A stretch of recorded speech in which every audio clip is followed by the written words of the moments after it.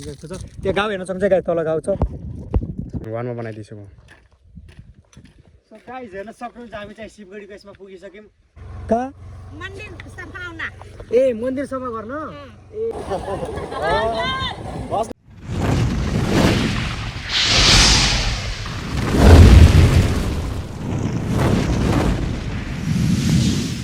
Hey guys, welcome back to my channel Jhorla five. सन्चै हुनुहुन्छ होला, म पनि एकदमै सन्चै छु।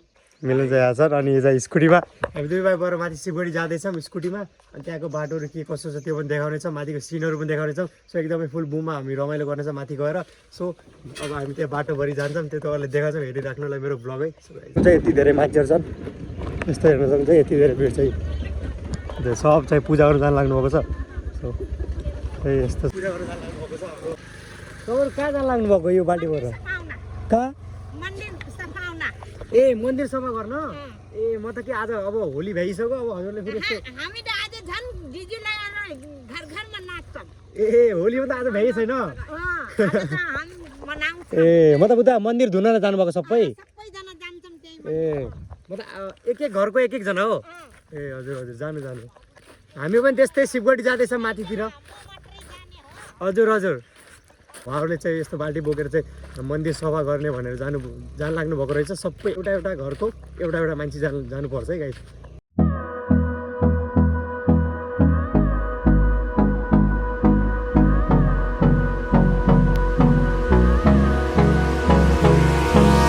Hold me close till I get up. Time is barely on our side. I don't wanna waste what's left. बस्ने ठाउँ सिटै छैन।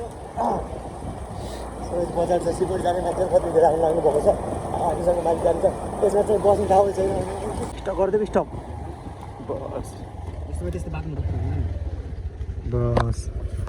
सो गाइज फाइनली हामीहरू चाहिँ सिडी पुगिसक्यौँ। अनि यो सिडी हेर्न सक्नुहुन्छ जहाँबाट हामीहरू हिँड्दै जान्थ्यौँ पहिला। अब त स्कुटी बाइक ट्र्याक्टर जे पनि चल्न सक्छ। सो पहिला चाहिँ हामी त्यहाँबाट यताबाट हिँड्दै जान्थ्यौँ। अनि आजभोलि त्यहाँ हेर्न सक्नुहुन्छ त्यो बाटो बनाएको छ। यस्तो चाहिँ स्कुटी जाने बाटो। अब हामी यहाँबाट स्कुटीबाट जान्छौँ अनि स्कुटीबाट गएर के रमाइलो गर्छौँ बाटैभरि, तपाईँले हेर्नु होला। सो गाइज चाहिँ हामीहरू चाहिँ पर्तिशालामा आइसकेको छौँ। पर्तिशालामा एकछिन रेस्ट गर्छौँ अनि त्यसपछि हामी फेरि माथिको यात्रामा हिँड्छौँ। सो तपाईँलाई सिन देखाइदिन्छु म। यस्तो चाहिँ सिन। सो हामी चाहिँ यहाँबाट माथि गएर यस्तै गएर सिधा त्यो टुप्पामा जाने हो गाइस। बनायो वानमा बनाइदिन्छु म। सो गाइस हेर्न सक्नुहुन्छ हामी चाहिँ शिवगढीको यसमा पुगिसक्यौँ आधा बाटोतिर। अनि माथि गएर शिवगढीमा फुल इन्जोय गर्नेछौँ हामीहरूले। यहाँको सिन देखाउ न। फुल बुममा सिन छ गाइस। यहाँ ब्याक साइडको सिनहरू पनि एकदमै रमाइलो छ।